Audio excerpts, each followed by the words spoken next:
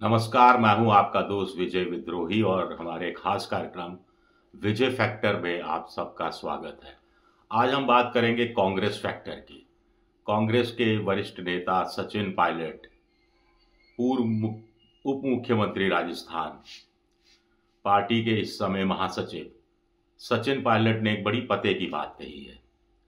उनका कहना है कि आखिर कांग्रेस कब तक ये इंतजार करती रहेगी कि जनता ऊबे और बीजेपी को सत्ता से हटाकर कांग्रेस को सत्ता में बिठा दे। ऐसा होने वाला नहीं है। कांग्रेस को इसके लिए कोशिशें करनी पड़ेंगी, जनता के बीच जाना पड़ेगा और इसकी शुरुआत राहुल गांधी ने कर दी है।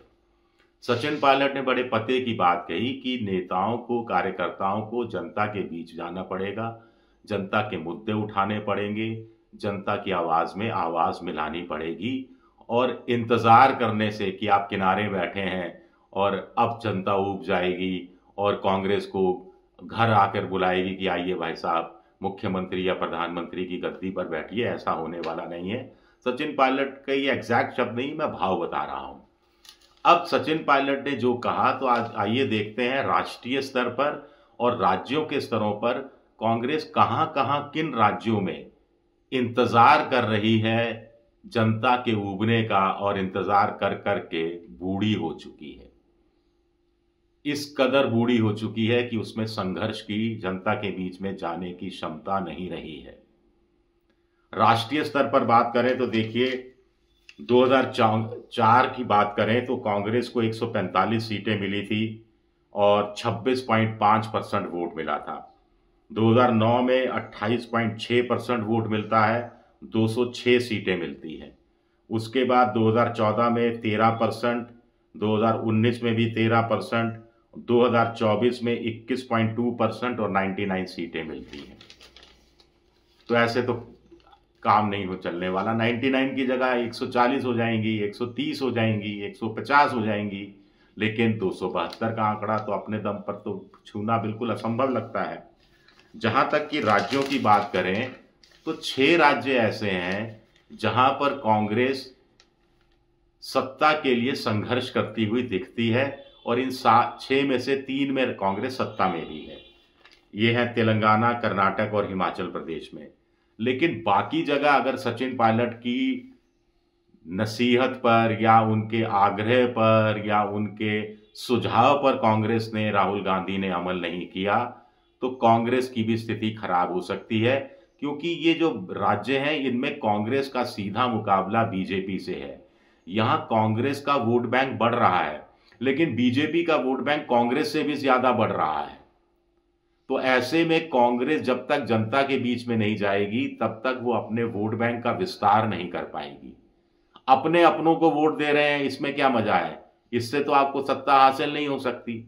जबकि विपक्ष का जो आपको पसंद नहीं करता वो आपको वोट दे, आपकी प्रतिद्वंदी पार्टी का समर्थक आपको वोट दे, तभी आप सत्ता में आ सकते हैं। तो ये देखिए, आप हरियाणा में देखिए 2005 में कांग्रेस को 42.5% वोट मिला, 67 सीटें मिली। 2024 में 39% वोट मिला, 37 सीटें मिलती हैं। 40% वोट ठीक ठाक वोट है, लेकिन बीजेपी को इससे मामूली सा थोड़ा ज्यादा वोट मिल गया था और वो सत्ता में आ गई थी।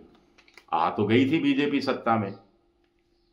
इसी तरह आप बात करें छत्तीसगढ़ में 2008 में कांग्रेस को 38 सीटें मिली, 38.6% वोट मिला। 2023 में कांग्रेस को 35 सीटें मिली, वोट परसेंटेज बढ़कर 42.8 हो गया। लेकिन आप सत्ता में नहीं आ पाए, सीटें भी आपकी कम हो गई, सरकार भी आपकी जाती रही। भूपेश बघेल को भी मुख्यमंत्री पद से हटना पड़ा, क्योंकि बीजेपी जो 18-20% पर झूल रही थी वो सीधे 45 पार, 46 पार पहुंच जाती है। तो बीजेपी अपना जो कोर वोट बैंक है उसमें जबरदस्त ढंग से इजाफा करती है। आप चूक जाते हो क्योंकि सचिन पायलट के अनुसार आप जनता के बीच में नहीं जाते हो। राजस्थान की बात करें, सचिन पायलट के राज्य में ही 2008 में कांग्रेस को 36.8% वोट मिलता है, 96 सीटें मिलती हैं, अशोक गहलोत मुख्यमंत्री बनते हैं।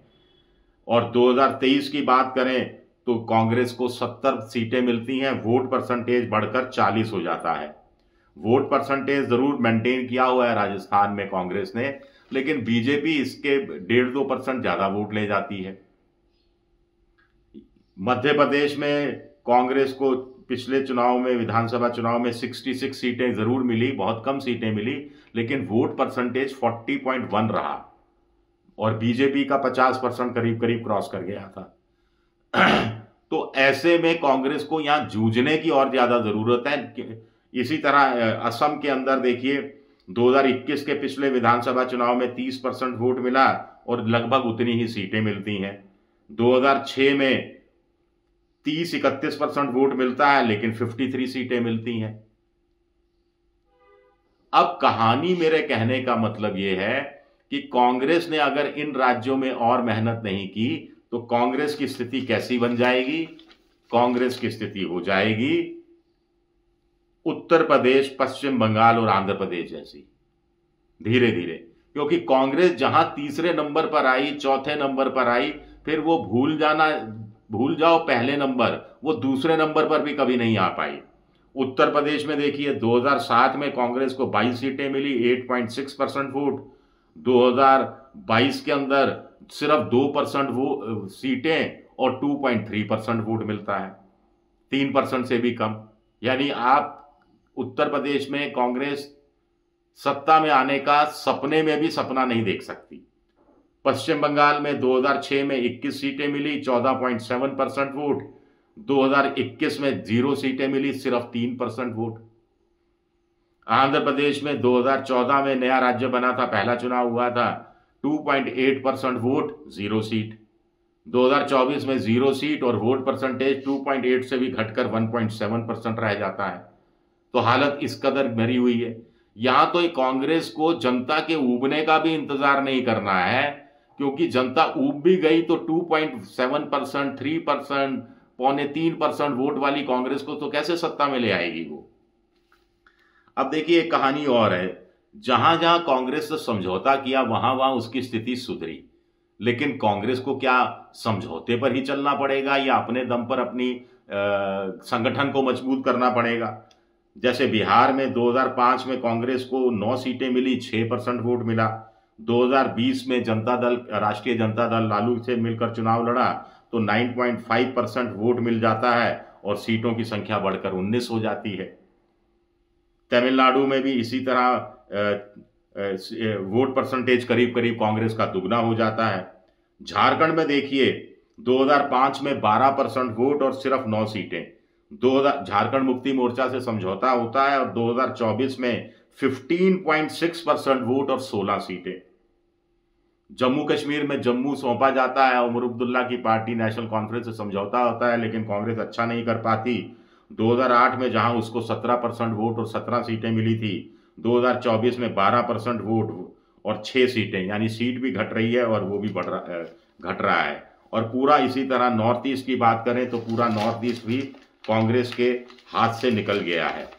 अब कुछ और ऐसी स्टेट्स हैं, अलार्मिंग स्टेट्स हैं, जिसमें कांग्रेस के लिए खतरे की घंटी है,